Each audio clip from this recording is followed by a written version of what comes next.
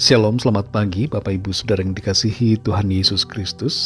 Sebelum kita mendengar kebenaran firman Tuhan, mari kita berdoa.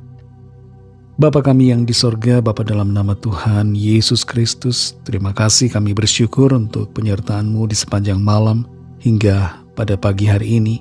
Dan terima kasih untuk hari baru yang Tuhan berikan untuk kami jalani dalam berkat Tuhan. Saat ini kami mau mendengarkan sabda firman-Mu. Urapilah kami Roh Kudus supaya kami mengerti dan mentaati akan setiap kehendak-Mu. Dalam nama Tuhan Yesus kami berdoa. Haleluya. Amin. Saudara yang dikasih Tuhan, ayat firman Tuhan saat ini terdapat dalam kitab Amsal pasal 14 ayat yang ke-28. Tertulis demikian. Dalam besarnya jumlah rakyat terletak kemegahan raja, tetapi tanpa rakyat runtuhlah pemerintah. Saudara yang dikasih Tuhan, sisa makanan yang terbuang dari program MBG diperkirakan sekitar 10-20%, yang kalau dirupiahkan berarti sekitar 25-50 triliun per tahun. Angka ini menunjukkan betapa timpangnya skala anggaran program nasional dibandingkan dengan dana pembangunan daerah-daerah yang masih miskin di Indonesia, seperti Papua dan juga NTT. Di tahun 2026 ini MBG anggarannya menjadi 300 triliunan. Dan sayangnya program ini sering salah sasaran dan menjadi bertolak belakang dengan tujuan awal diadakannya program ini. Ada banyak sekolah yang jadi target MBG adalah sekolah-sekolah yang murid-muridnya justru mampu. Dan selain itu, makanan MBG tidak jarang terkesan asal-asalan dan justru gizinya dipertanyakan.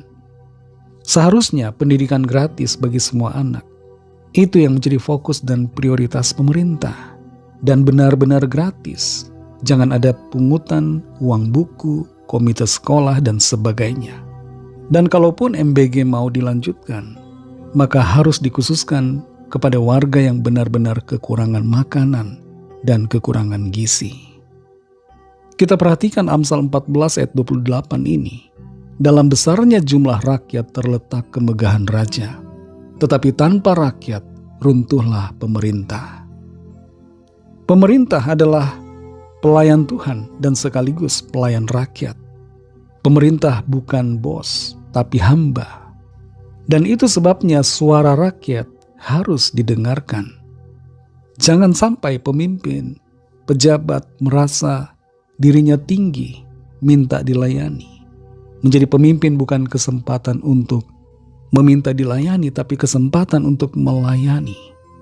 Dalam Roma 13 ayat 4, di situ dinyatakan pemerintah sebagai hamba Allah. Kata hamba sama artinya dengan pelayan.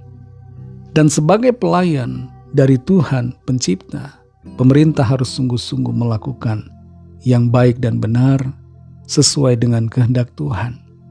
Dan pemerintah juga harus memperhatikan kesejahteraan rakyatnya. Sebagai orang-orang percaya, kita ditempatkan Tuhan di sebuah negara. Dan sebagai orang percaya sekaligus warga negara, kita tidak boleh berdiam diri. Firman Tuhan mengajar kita untuk bersuara, menyampaikan kebenaran dan keadilan, agar pemerintah dapat berlaku yang adil, bijaksana, untuk kesejahteraan semua orang. Sangat disayangkan ada seorang anak SD yang bunuh diri karena mengalami tekanan ekonomi, karena tidak bisa membayar uang buku di sekolahnya. Seharusnya sekolah tidak menagih kepada murid, tapi kepada orang tua, supaya murid dapat fokus belajar dan tidak pusing dengan hal-hal finansial. Dan terlebih daripada itu, sekolah negeri yang sudah gratis seharusnya benar-benar tidak membebani keuangan dari anak-anak didiknya. Saudara yang dikasihi Tuhan, menghadapi situasi pemerintah kita saat ini, kita perlu berdoa agar pemerintah kita diberikan hati yang takut akan Tuhan dan mengambil kebijakan yang mensejahterakan semua orang.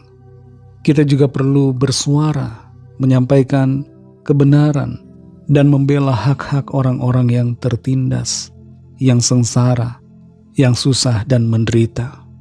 Di samping itu, saudara, di sisi yang lain, kita harus menguatkan diri kita supaya kita tetap kuat di tengah-tengah situasi kesulitan apapun, supaya tekanan, masalah, persoalan apa saja tidak akan membuat kita putus asa, tidak membuat kita depresi, karena kita tidak menggantungkan harapan kita kepada pemerintah, tapi kita senantiasa menggantungkan harapan kita kepada Tuhan.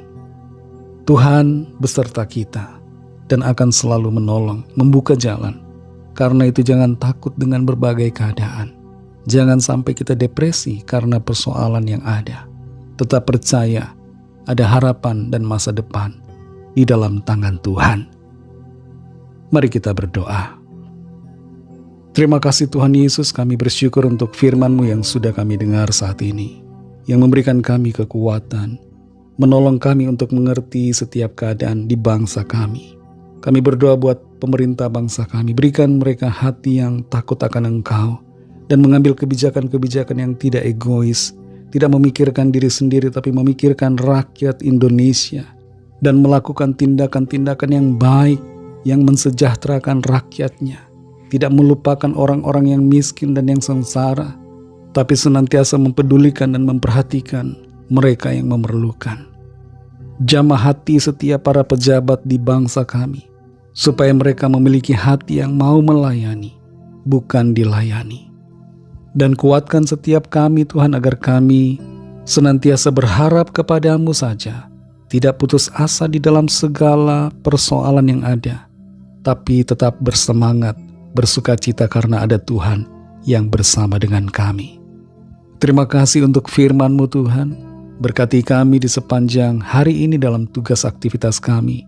Berikan kami pertolongan, penyertaan, sehingga kami selalu berkemenangan.